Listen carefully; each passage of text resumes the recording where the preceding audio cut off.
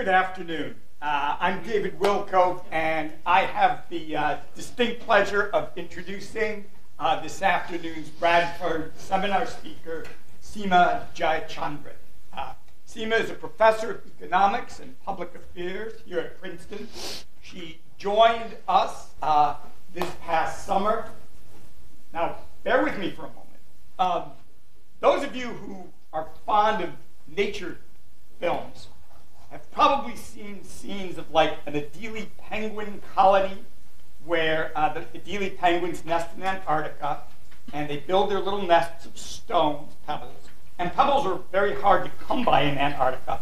So the Adelie penguins are constantly stealing pebbles from each other's nests, put in their own nest. And that is really what a university is. It's basically an Adelie penguin stealing pebbles. And in this particular case, Princeton stole a diamond when it lured Seema away from her faculty position in the Department of Economics at Northwestern University. And in turn, Northwestern had stolen her from Stanford. Seema is indeed an economist by doctoral training, but interestingly, she has had a long-standing interest in physics, and her undergraduate degree was in electrical engineering at MIT. Her research focuses on topics such as conservation and environmental protection, gender equality, health, and other critical issues focused on developing nations. And it is a real pleasure to have you here at Princeton for the long haul and to welcome you here this afternoon for the Bradford seminar. Seema Jayachandran.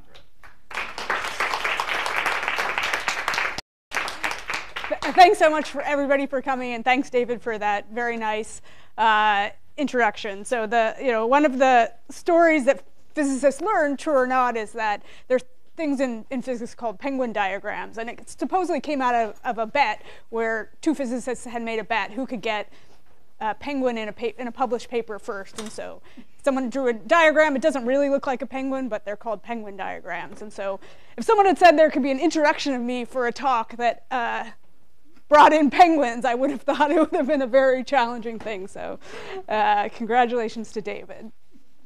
Okay, so that what I'm going to talk about today is exactly in that spot of developing countries and environmental protection, and it's a paper joint with Kelsey Jack, Namratha Kala, and Rohini Pandey. We've titled it "Money Not to Burn: Payments for Ecosystem Services to Reduce Crop Residue Burning." So just to help people who aren't familiar with this jargon of payments for ecosystem services, this is going to be a cash transfer program, a cash reward for protecting the environment in a particular way, not engaging in crop residue burning. Okay, so the context for this is that we're working in India, and India is one of the most polluted countries in the world. New Delhi is the most polluted capital city worldwide. And that air pollution burden has many terrible consequences. It's a major source of mortality, morbidity. The estimates are that overall in India, there are 1 million deaths per year and a 5-year reduction in life expectancy because of particulate matter. In North India, that estimate of the life expectancy hit is 7 years. So it's a really big deal. And for a poor middle-income country, the economic costs in the form of those healthcare costs or lower labor productivity are also super important and are exacerbating poverty. So we're going to focus, this study is focused on one contributor to that air pollution in New Delhi and in North India, which is from crop residue burning or stubble burning.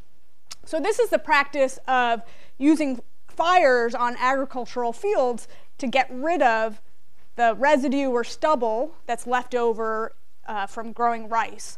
And so this comes about through mechanical harvesting. When you use a mechanical harvester to harvest rice, it leaves this 8 to 12 inches of stubble, straw in the ground, and you need to somehow get rid of that to go ahead and plant your next crop and use the field again. so it's not the only contributor to this pollution in New Delhi, but just given the kind of locations and the direction of wind, a lot of this pollution from not just the state of Punjab where we're working, but the neighboring state of Haryana, it flows to New Delhi. So, there are also coal plants and cars that are contributing to it. But the pollution, it's just right about now, that's the peak pollution time in New Delhi. And at this peak time, the estimates are that about a third of the pollution is coming from these agricultural fires. Okay, so these fires have been increasing over time, and the pollution in New Delhi and the rest of North India has been worsening over time. So this is a figure from a study just showing you that the fires, which are the red line, have been increasing over time, and sort of in step with the actual rice production in North India increasing. And so the rice production is increased because there's more land dedicated to rice now than 20 years ago, and there's higher agricultural yield. The other contributing factors, a lot of them are things that we would think of as progress. This mechanization of agriculture. So this when you were hand harvesting rice, you weren't leaving this stalk in the ground. And the other kind of factor that's changed is an increase in multi-cropping. So many more fields now have 2 seasons per year. There's a summer or kharif season, that's when rice is grown, and then there's a winter or rabi season, where in this part of India it's often wheat. And then this is also kind of an irony of a collision of environmental goals, because there are now rules restricting when you can plant your rice. And so kind of waiting longer so that it can be more monsoon rain-fed rather than tapping groundwater. So to protect groundwater, farmers are banned from planting rice too soon, but what that has meant is by shifting that rice growing season later, it's left less time between when you're harvesting your rice and you want to plant your next crop. And so the fact that it's a short window just also makes people turn towards burning, because it's very quick. And the alternatives, which require equipment, there's just really a crunch time where everybody wants to use the equipment in the same period. So you might have to wait for it, or the prices go up. Okay, so what are the alternatives to burning? So this is a clear case where, and I'll show you some math on this slide, is where the environmental costs of this activity of burning fires just swamp the farmer's personal calculation, or the personal cost to the farmer to shift away from burning. But from their point of view, a farmer has to spend a fair amount of money to manage this stubble or crop residue in a different way. So this broad class of equipment is called crop residue management, or CRM equipment, and depending on the type, it's going to cost about 1,000 to 3,000 rupees per acre. So it's about 70 rupees to the dollar. So you're paying $15, $45 an acre. Small medium farmer might have 6 acres, so they're paying $150, $300 to avoid burning. So that's not a small amount of money, in terms of their total profits and total income. And these are, I should say, are the prices kind of with some existing government subsidies for equipment in place. So this, just to kind of show you that this isn't a case where we should be thinking, well, there are some economic costs and environmental costs, maybe we need to tolerate some environmental damage to promote growth. This is just a case where it's very clear that this burning activity shouldn't take place.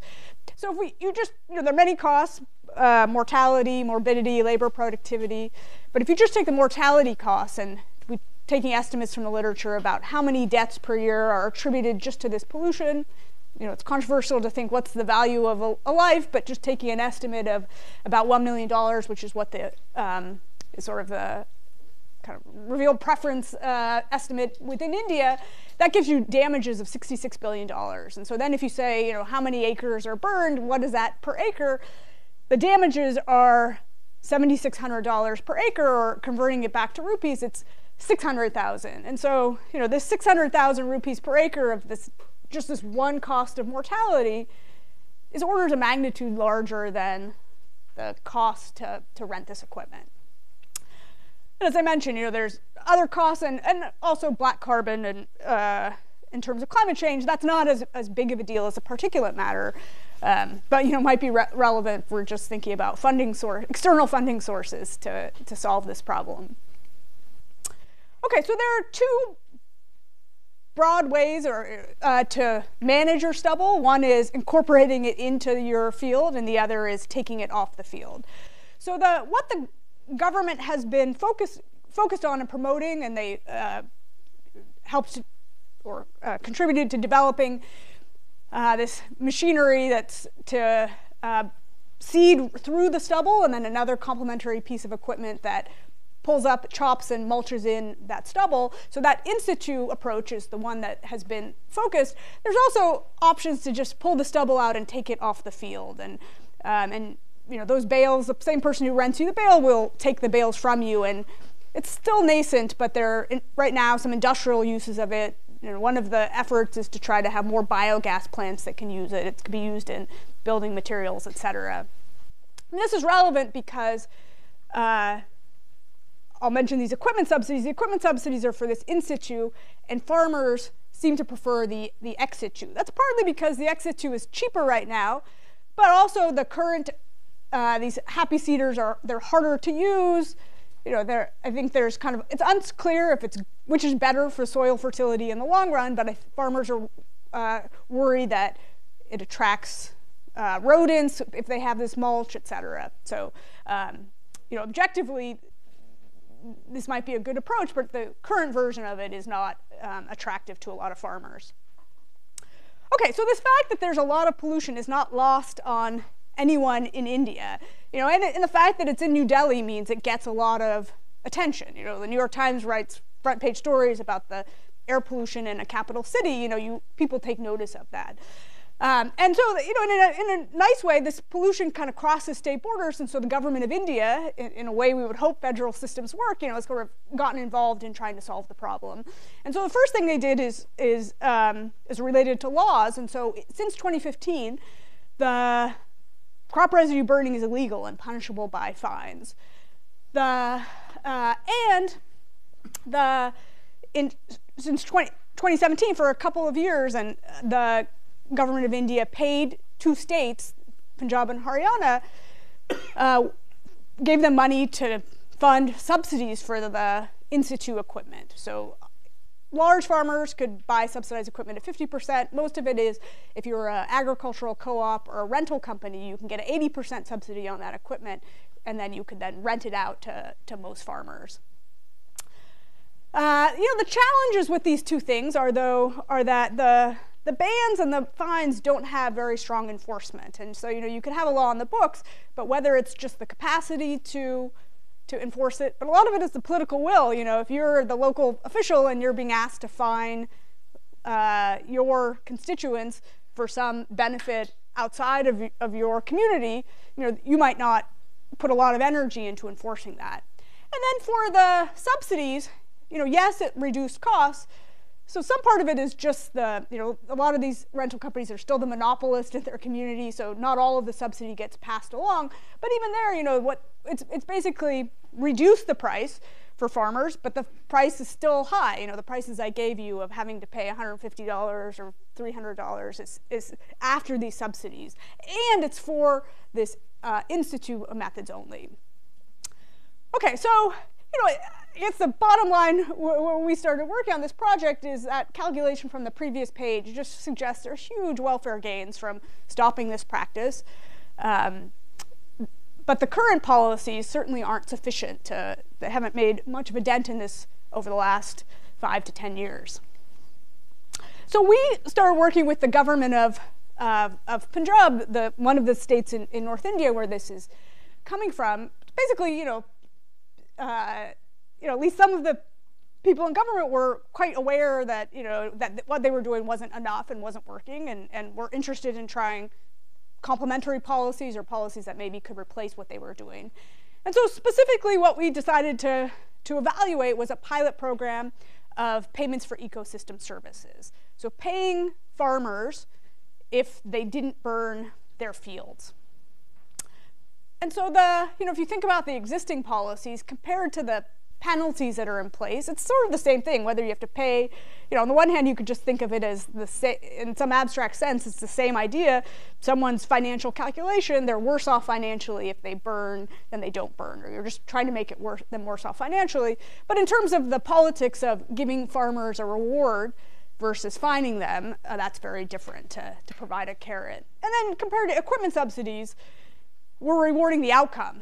You don't burn your stubble. You could use that money to rent a happy seeder, but you could also use it to rent a baler, and so you had more options. You weren't betting on a particular route or input. And so like a lot of my research, this is done as a randomized trial. So we worked in 171 villages in 2 districts of Bathinda and Faridkoth. And I'll show you the design. We have the intervention in some villages, and then some are the status quo policies. And we worked in we recruited about 10 farmers per village. So it's about 1,600, 1,700 farmers overall. And I should say that, when this design, by having 10 farmers per village, that's not a lot of the village. So we didn't design this to have, enough intensity of this program per village to be able to detect something at an aggregate level. Like, if we tried to use satellite imagery to detect air pollution or tried to see impacts on health, this wasn't enough dosage per village. Okay, so besides sort of just seeing does PES work, we kind of wanted to think about how you might improve on the standard design of a PES contract. So the standard contract is you're making a conditional payment, and so you tell someone, hey, we'll pay you if you don't burn your fields, and they sign up for that contract, and then you verify if they complied, and if they complied, you pay them. And so as someone's making that decision in October of whether to burn, they know that afterwards they'll get compensated. So the timing is usually you get paid after you have complied. I think there are 2 reasons why that might not be the best contract design, especially in a developing country. So one is just mistrust that you're actually going to make the payment like you said. And this is not unfounded. In the same season we worked, the government announced a PES program and then changed their mind 3 weeks later and canceled it. So somebody probably made a decision and rented equipment thinking they were going to get this government program, and then it was canceled. And so this sounds like someone changed their mind afterwards or just never shows up, you are stuck with having done something without compensation. And the other challenge is just liquidity or cash on hand. The timing shouldn't matter from in expectation. It's not a long period, so the interest rate's not that high to you, but if you don't have a way to borrow the money to get this equipment, then it's a chicken and egg. You want to do it and you'll get money later, but you don't have that money right now. And so we decided, can we try to tweak the contract to solve these problems? And specifically, in the design, we vary whether we make some of the payment upfront. So the idea of having some upfront payment was people have some cash on hand to be able to rent the equipment. So before they have to undertake the behavior, we've given them some cash. And in terms of trust, we give them just a portion of the money up front, and so the idea this would show that we're serious and give us some credibility that we'll come back and make the rest of the payment later.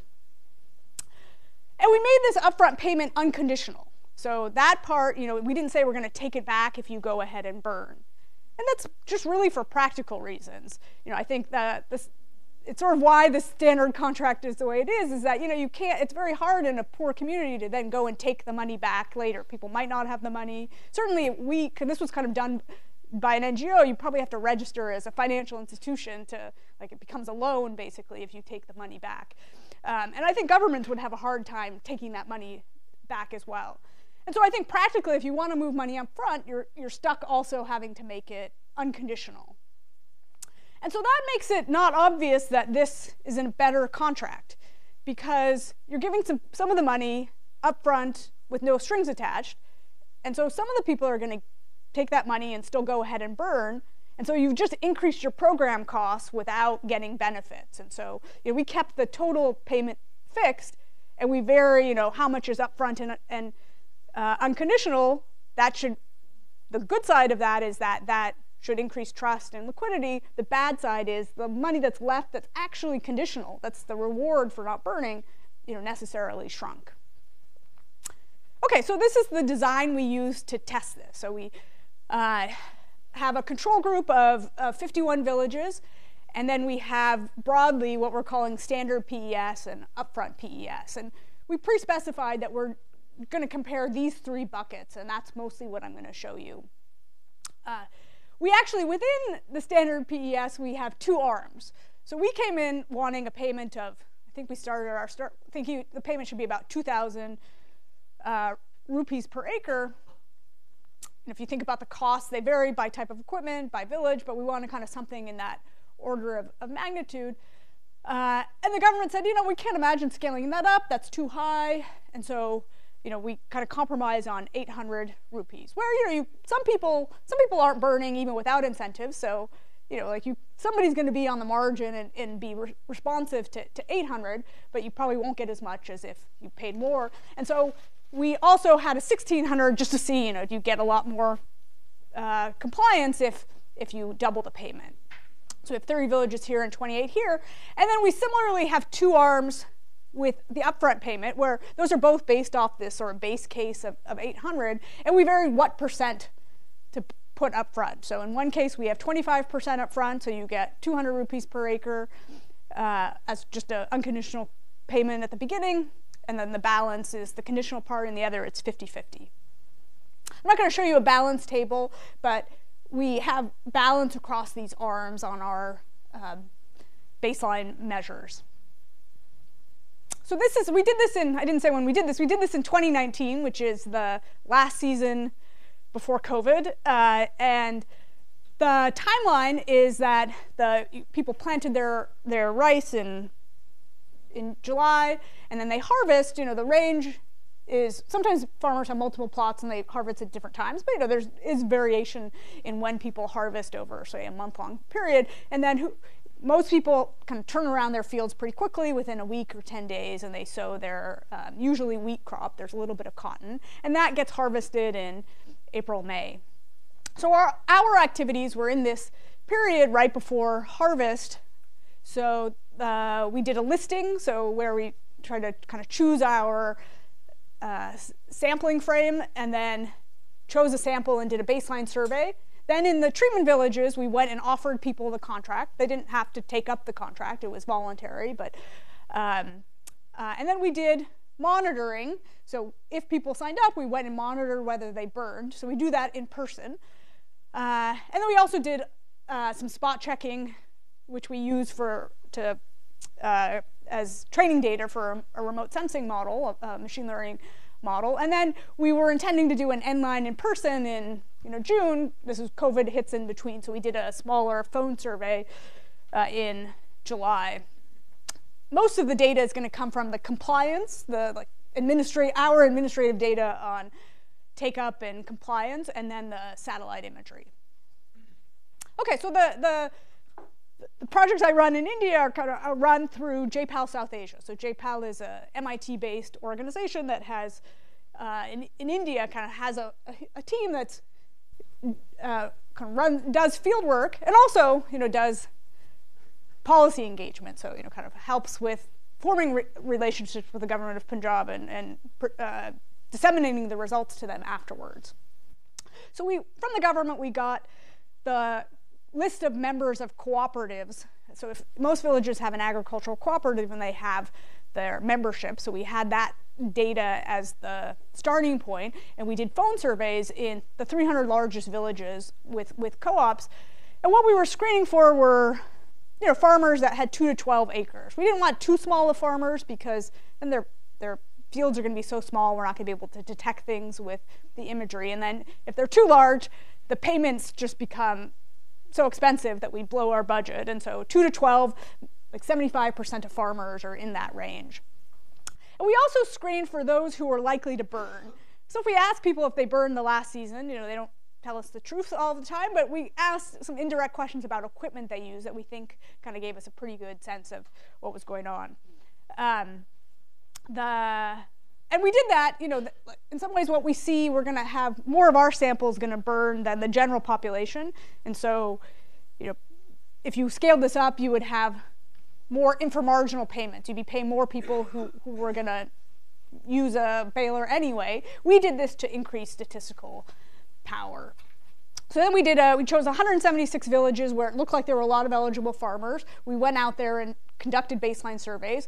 We were able to conduct at least 6 baseline surveys in 171 villages, so that's what we ended up being our sample, these 171 villages with whatever I said before, it was about 1,700 farmers.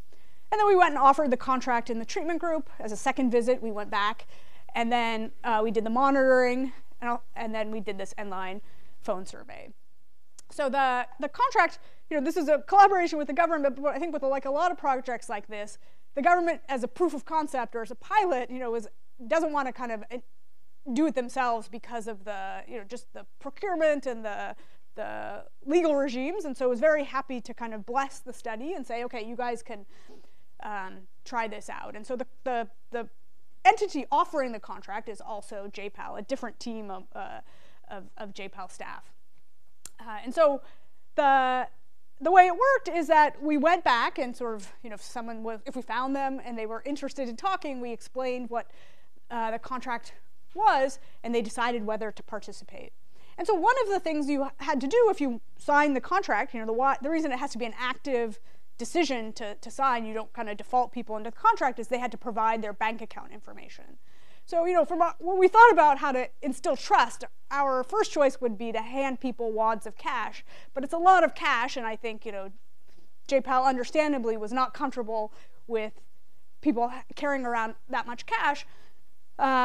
So you had to give us your bank account information, and then there was as quick as possible bank transfer, usually 2 to 3 days. So that just means that even, we don't have everybody sign up for the contract, even when there's this free money of the upfront money, and I think part of it is that you had to trust us a little bit to give us your bank account information. And then for the monitoring, so one way to do this, we monitor with boots on the ground, and one way to do this is to have continuous monitoring, have people in villages and go check fields every day. That was expensive, and so again, just for the proof of concept aspect of this, we put the onus on the farmer to call us. So when they had managed their stubble, or they were about to manage the stubble, they said, hey, come out and verify, and then we went out and verified. And the reason the timing is important is the signature of burning is fleeting. Once you till your soil and plant your wheat, you can't tell if someone had burned or not. And so you need to, whereas it's super easy to tell, in the moment, right? You can't hide burning if you haven't tilled your soil yet. You'll see, and so we could see whether the stubble was on the field, et cetera.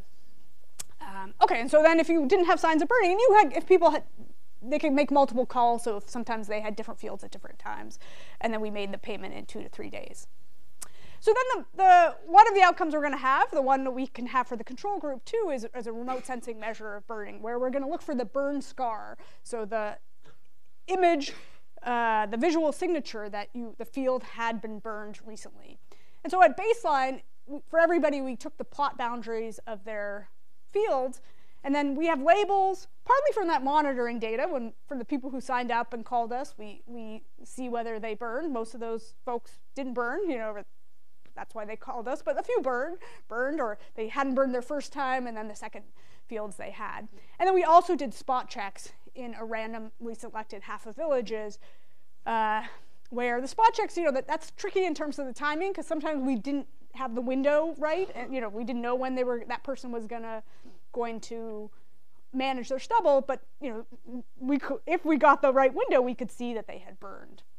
And so we're going to use Planet and Sentinel-2 data, combine the data from those two sensors, where the flyover frequency, we're sort of balancing. Sentinel has extra bands, Planet has a more frequent flyover, and so that's useful for catching this window.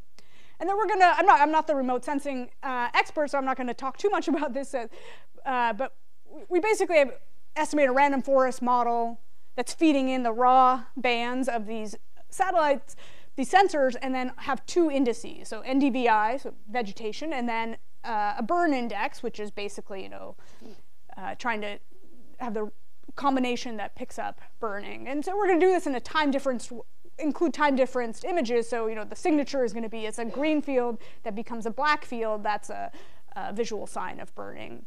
And I'm going to show you two measures. One that's going to be the standard case where sort of in our leave-out sample, we maximize the accuracy of the model, and so that has 82% accuracy. That has pretty unbalanced accuracy between burning and not burning, and so we also have a model that just changes the threshold to have balanced accuracy, so we have the same accuracy out of sample for burning and not burning. It's not too much of a loss of overall accuracy. That's 78% accurate. The broad takeaway is similar. So this is just to show you, this is raw Sentinel images, where you could see this is a field before you've harvested, it's green. This is a burn scar on the field where, I don't know if you guys can see given the light in the room, but this polygon is darker black than the neighboring soil. But then, 3 weeks later, once you've planted your wheat, you can't tell the difference between that and the neighboring fields. Okay, so let me turn to the results. First, just tell me how we're going to do the statistical analysis. I'm going to show you figures, but it's going to be based on these regressions that are going to be having, not all of them, but some of them will have a control group, and then we'll have two indicators for being in standard PES or this PES with upfront payment. We're going to control for strata fixed effects. We stratified the randomization to increase balance, and then I guess a technique that has taken off within development economics is choosing control variables using a double lasso procedure, which is basically going to choose control variables that are strongly correlated either with treatment, which there shouldn't be many of because it's randomized, or with the outcome to improve precision. And then we randomize, the randomization is at the village level, so everybody in a village got one or the other, and so we're going to allow for non-independence of errors within village, so clustering standard errors. Okay, so this is the first result. It's not the first set of bars is not an interesting result, but it's how many farmers did we find when we went back a few days after our baseline survey to offer them the contract. So we did a baseline survey, enrolled people in the study, then we make another visit to offer them the contract. As is typical, we couldn't find everyone, and so we found about 90% of people. And so that's relevant. I'm going to show you everything just with the whole sample, but if you want to multiply by 1.1, that's the effect per person we actually could offer the contract to. And then the bars on the right are the take-up of the contract. So when we offered people the contract, not everybody took it up. The surprising thing here, which I think is probably the most surprising thing about our results, or where we don't have an explanation really, is that the take-up was similar for standard PES and upfront PES. On the one hand, everybody should take it up. It's just option value. Maybe we'll mistakenly think they hadn't burned when they had. There's no financial penalty for doing it. But you might say it's not worth it, to sit and listen to this spiel and sign this contract if you knew you were going to burn. But in the upfront PES, you got some free money, no strings attached, just for signing up, and so you might have expected a higher sign up. Okay, so kind of everything, we're going to have these 70% of people who take it up, and those are the ones who are then eligible for payment if they comply. Okay, so this is the compliance. So here, in some ways the stars are extraneous because this is sort of mechanically the control group is 0. We didn't offer them the contract, so they couldn't comply with the contract, and so this is compliance.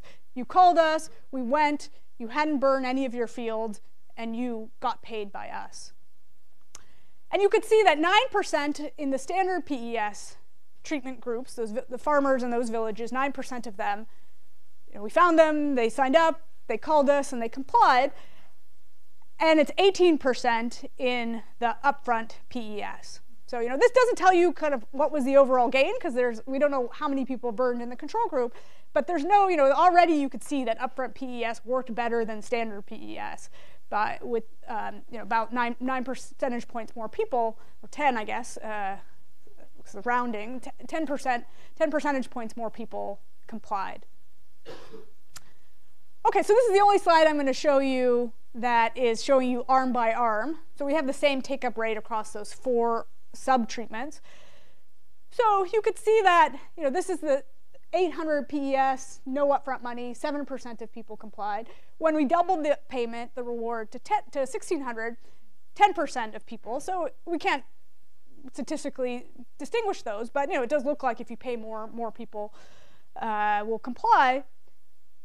Whether we gave 25% or 50% upfront, it didn't make a difference. And I think the surprising thing here, the striking thing here, is that both of these arms that paid you a maximum of 1,800 rupees per acre, had a bigger effect than this option of getting 1,600 rupees per acre if you complied. Okay, so that was the compliance, and the reason compliance doesn't tell us what we really care about is some people weren't going to burn anyway, and so we paid them. They complied, we paid them, but there's no additionality. And so what you really want, you need the control group. You need a measure in the control group, and so this is using the satellite imagery. This is the balanced accuracy. And so what do you see? 20% of people in the control group weren't burning by this measure, and the same in the standard PES. So there's this 1 percentage point difference. It's not statistically significant. And so this is saying standard PES didn't improve the environmental outcome we cared about. Yes, some people complied and we paid them, but that was money spent with no environmental benefit. In contrast, the upfront PES did increase burning by 12 percentage points. And so this is a gain in the goal of reducing burning. And again, you see this gap between the standard and the upfront of the 11%. So very much aligned with what we see in our compliance data. So that's with the balanced accuracy, where we equalize the accuracy for burning and not burning, the two labels.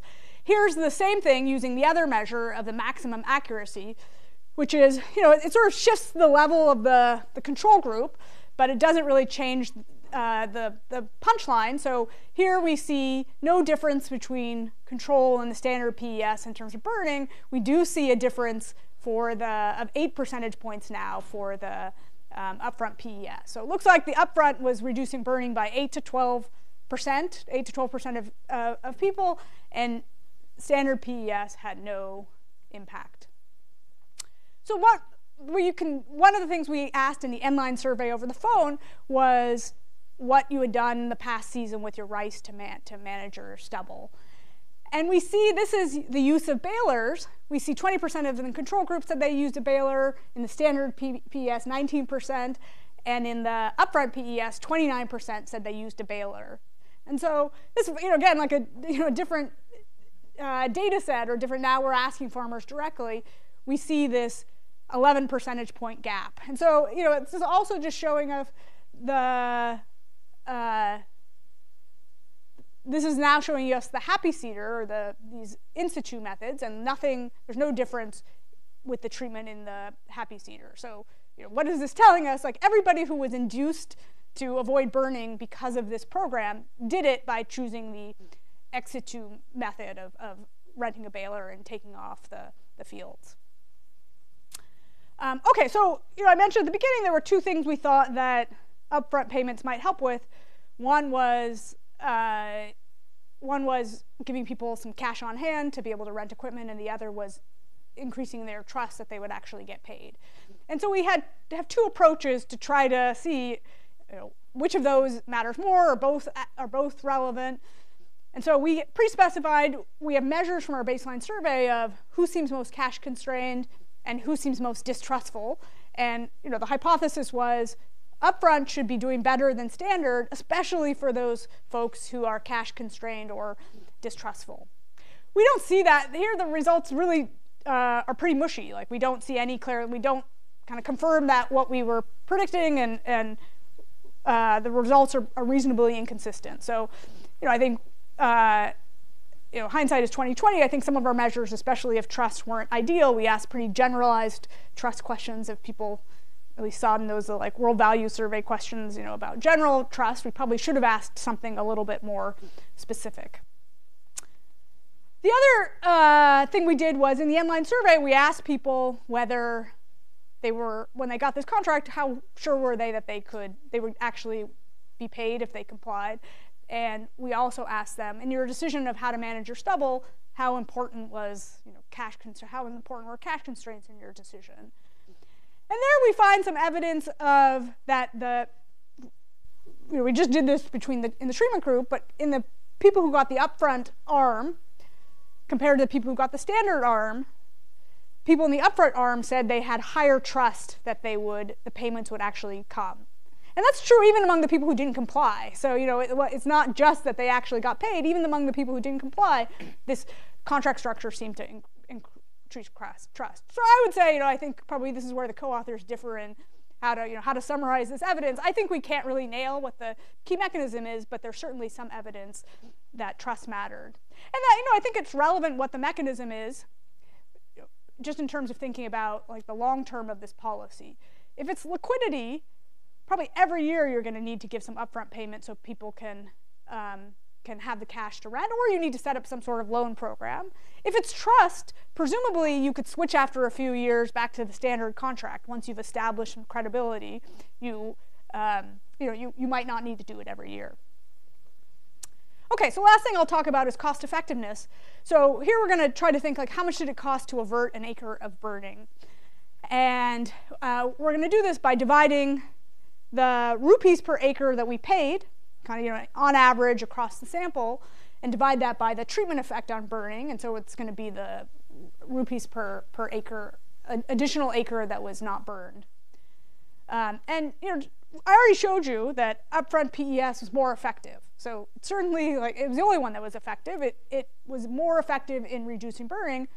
It might not be cost effective though, because we paid all of these. Most people still burned, right? So the majority of our sample burned. The majority of people who signed up and for the contract burned, and so they got this free money. We didn't take it back, and so that's all cost. And so cost effectiveness is still unclear. So this is the only table I'm showing you because I didn't have a chance to convert it to a figure. But the bottom line is that upfront PES averts an acre of burning for 2,700 to 4,100 rupees per acre. So here the first column is the amount paid per acre on average for the sample. So it's the people who signed up. And then in the standard PES, it's if they complied and we paid them. In the upfront PES, it's if they signed up and we gave them the upfront payments, plus if they complied and we gave them that additional payment. And so you could see upfront PES pays out more than standard PES, 3 times more, partly because more people complied, but a lot of it is because of these upfront payments. So then this is just reproducing what I showed you on a figure before of how many people didn't burn, what was the treatment effect on not burning, and this is just dividing them. And so this is using, and you could see that even though this is 3 times more, the treatment effect is so much larger that the upfront seems more cost effective. It's a different story with the maximum accuracy. Here, the ratio of these coefficients is 4, the ratio of the payments is 3, so upfront still looks more cost effective, but at least point estimates, it's not quite as dramatic. And so I guess my takeaway from this is that maybe you can find a way to make standard PES work cost effectively, and maybe this 2% is right, and if it were higher it would be bigger. But at least from this, it seems like you can certainly say that the upfront version is effective and is cost effective. So coming back, I showed you on that first slide that the mortality costs are 600,000 rupees per acre. So 3,000, 5,000 is much less. So another way to think about it is per life saved. What is that? It's $5,000 to $7,000. So that's much lower than the value of a statistical life, and it's also more cost-effective than alternative ways to reduce air pollution in New Delhi. So people have been promoting trying to clean up the coal power plants with scrubbers. That's $400,000 per life saved. Okay, so last slide.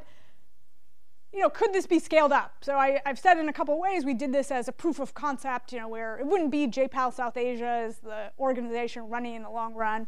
We, probably wouldn't have people, call us when they wanted to monitor, et cetera. So, there are many ways in which this was just designed to see, does this work, and which contract structure works best.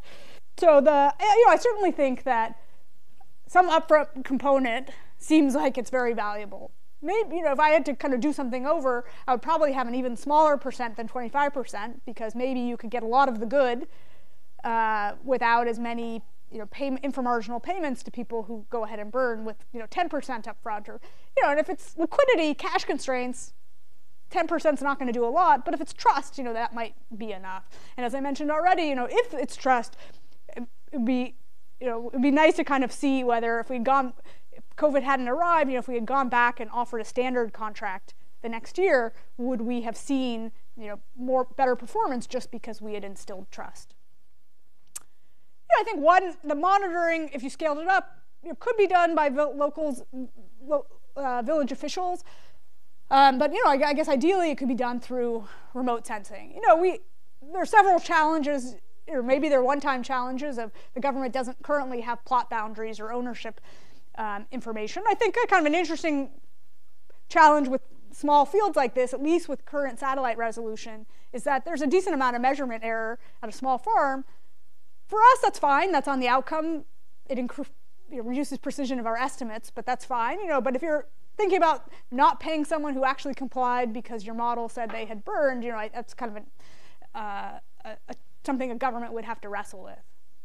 I think there are other policies, you could pursue. I don't take away from. We tried one thing, maybe village level PES, where the village has to figure out how to operationalize that at the farmer level, or tie-ups to try to make all equipment free. They kind of anything that could. The fundamental math is that the cost to farmers is so much lower that many things should be able to solve it if you kind of take into account the political challenges, farmers' preferences over equipment, et cetera. And so I think the benefits are so much higher than the costs that this justifies more government and donor investment and policy innovation, as well as technological innovation. Maybe there's a better in situ machinery. There are things to spray and try to dissolve the stubble, but this seems like a huge problem that's worth solving. So thanks.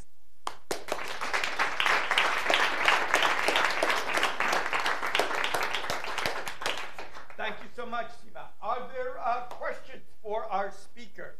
And Seema, I'll let you take the questions and then just stop when we get closer to the. Yeah. Denise? So I thought that was fantastic. It's a great example of merging science with economics to inform policy. I just had one sort of follow-up question, which I think you were hinting at towards the end, which is that it seems that the compliance at the best was only about 30%. And I was wondering if you could speculate on what might encourage greater, compliance. Yeah. And I think you hinted at maybe village level operations, or maybe making equipment cheaper, or whatever. Yeah. I'm just curious because it's such a huge source of air pollution. And Yeah, no, exactly. So I think. Yeah, so I think there are kind of many steps where we lost people, and you could probably make progress on all of them, even if you stuck with an farmer level PES. We only found 90% of people. You could presumably, if you could have a way to reach 100% of people. Why did those 20%? Why did only 70% take up? Some of them might have thought this is not a good deal, but some of it was probably because they weren't trusting us, or things like that. So I think, and then I think the payment level. So the payment level right now. So say it's in some villages maybe a baler cost $1,200. I said if it was like $1,000, and so if we were paying $800 and someone's still we've defrayed 2/3 of the cost, but for someone with 10 acres, that's still like asking them to pay $150. This is not the politics in India, but as an economist, I say these farmers shouldn't be paying a penny out of pocket, or if they're not willing to pay $1 and that's stopping you from solving it, just make it totally free for them. So I think increasing the payment could improve it as well. And then I think in some cases, some farmers probably complied and didn't realize, lost our phone number, or there were just some logistical things that we can improve on. So that's all to say that I think I don't know if you can get to 100% with this approach, but I think you can get a lot better. And then I think, there might be other things that are worth trying. I think that I feel like there's just like a multi-pronged problem. I mentioned that there's a crunch time for the equipment. One project we thought about working on, and before we settled on PES, is just like trying to increase competition within villages so that prices go down. Tried just an operations research challenge of improving the throughput of those machines, because it's, it wouldn't take like, I feel like somebody could come in and double the throughput of the usage of those machines, because it is a really short window of time for this expensive equipment. So, I think there's probably a bunch of things. Smitha?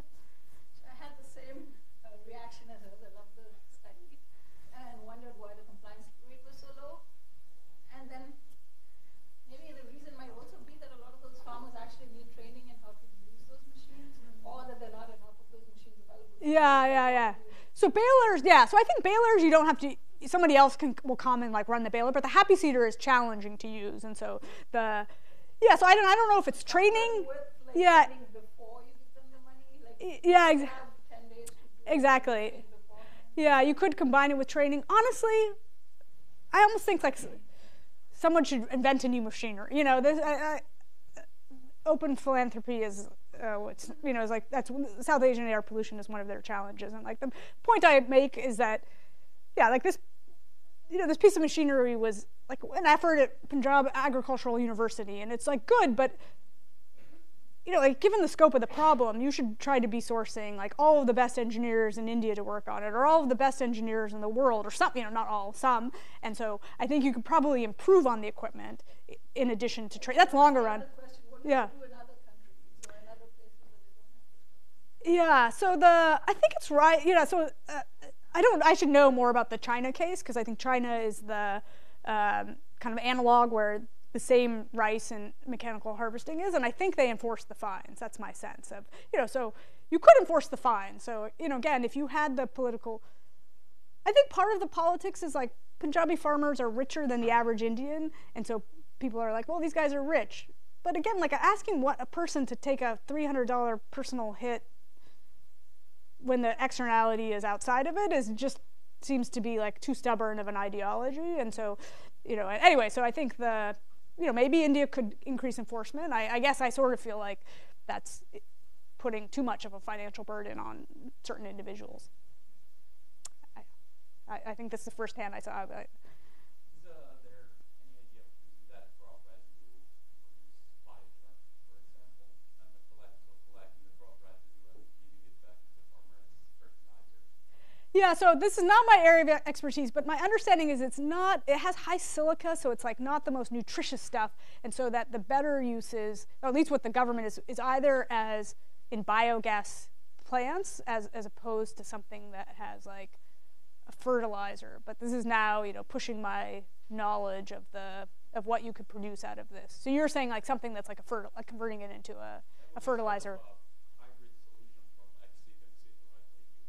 Like X-seed will fertilize it, and then it's black tar like very. I see. Oh, I see. Okay. Yeah. So the reason that might be, I don't know if people are working on it, but Carbon mitigation solution also. Yeah. So the reason that's it seems exciting, and maybe people are working on it, is that the transportation costs are one of the reasons that biogas seems to me like a little bit crazy as a long-term solution, because so if I don't know what it would take, if there's how localized or small something that can convert this into the biochar, but if that could be more local than a biogas plant, then you've also just reduced the transportation costs of taking these bales to centralized biogas plants. But yeah. This is a fantastic presentation. I was curious if you could talk a little bit about like the political or like social identity issues that are wrapped up in this for the farmers beyond just the cost, the externality. Like, are they, even if they're given the opportunity to take this money, do some people just say, I've always been burning and I enjoy it, or I don't want the city folk coming and telling me what to do, or how does that play into this? Yeah, so I think there are some views of whether maybe burning is good for the soil, and so I don't want to this is good for my crop productivity. I think there is, I think I honestly think it's like mostly a financial decision. So if it was free, people would do it. Like it's not. But if you ask farmers, like, doesn't the pollution bother you? They would say like, oh, most of this pollution is coming from the city. You know, like why don't you go?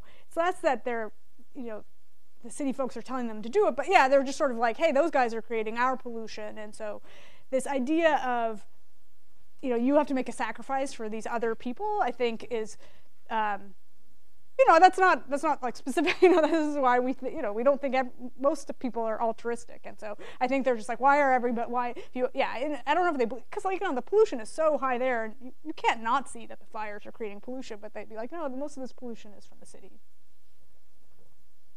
I see that. For the interesting talk, I'm just curious, like in addition to offer these farmers the option of burn or not burn, is it like also consider the time of the burning, like the hour of the burning? Like last week there's a paper come out in Nature Communication say that if the burning hour can be changed from the late evening to the morning, that could save up to 900 premature mortality can be saved across the US just because of. Oh, that's interesting. Yeah. Yeah, so that would obviously be a much smaller behavioral change, and so, you know, that half loaf might be worth pursuing, of like, you know, somehow giving them some small nudge to do that, or some small financial reward, and then, you know, and maybe that's what you do in the short run, with the long run goal of removing the fires altogether. See, there are some farmers who have to burn their crop residues, so if you can tell them the shifting of the burning hours, that could save lives. And I think that would be an easier method for them to, so they can still burn, but they can choose a different hour, and that could save lives. And that, I think that. Yeah, no, I think that's easier to achieve. It's basically a smaller cost and a smaller benefit. I would still say, given the math, like just 100% eliminating this problem, like if feasible, is clearly, you know, worthwhile for the world. But I agree that, like, you know. Is that matter? Is this regulation included in the regulation? The timing? Yeah. No. I don't know. I guess this. Thanks a lot. It was extremely interesting. Do you know if there are other types of agriculture that might be in situ and maybe improve the soil quality, and that would not that would not be sort of something around the idea of sending it somewhere else with transportation costs as well. So maybe keeping it on the feed, so that you just said it's not very nutritious for the soil, but if it's at least somewhat nutritious, just leave it in the field and grow the feed. That's exactly what the in situ method is. It's okay. yeah, exactly. And so I think the biggest advantage that the government is arguing to farmers in their communications is that it keeps moisture in. So less about the sort of organic contact and more that it keeps moisture in. So you need one less watering. You know, this gets into the fact that, like, people aren't paying for their water, or electricity is highly subsidized. So the farmer doesn't get that much of a savings, but there's probably a benefit. Is there some improvements in ecosystem services in terms of, so there is one in terms Yeah, of water. Yeah. is there some in terms of soil quality, or is there? Yeah, I mean, some people in this room are probably bigger experts for me. If you ask farmers, they would say, like, you know, I think the answer is probably in the short run, it's good to burn, in the long run, it's bad to burn. And so how you weight those, I don't know if there's a bottom line to that. So in the back, standing.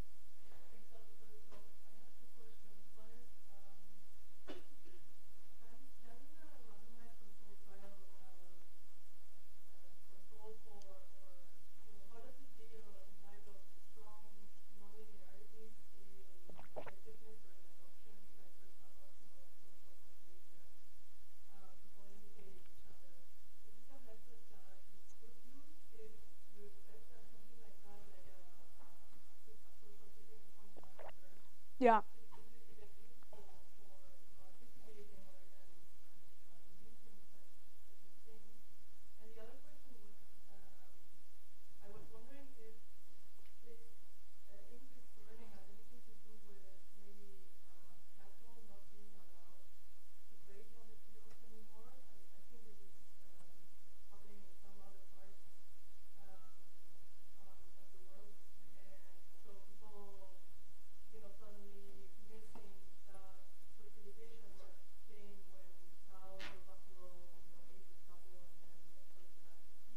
Yeah.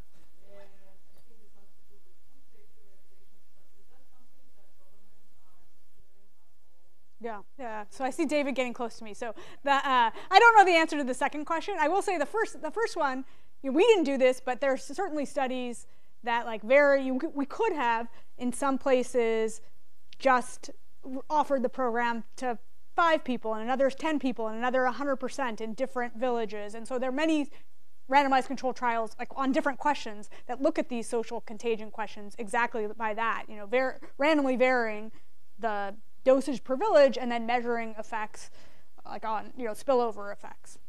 Well, Seema, thank you so much for a really interesting talk. Thanks, everyone.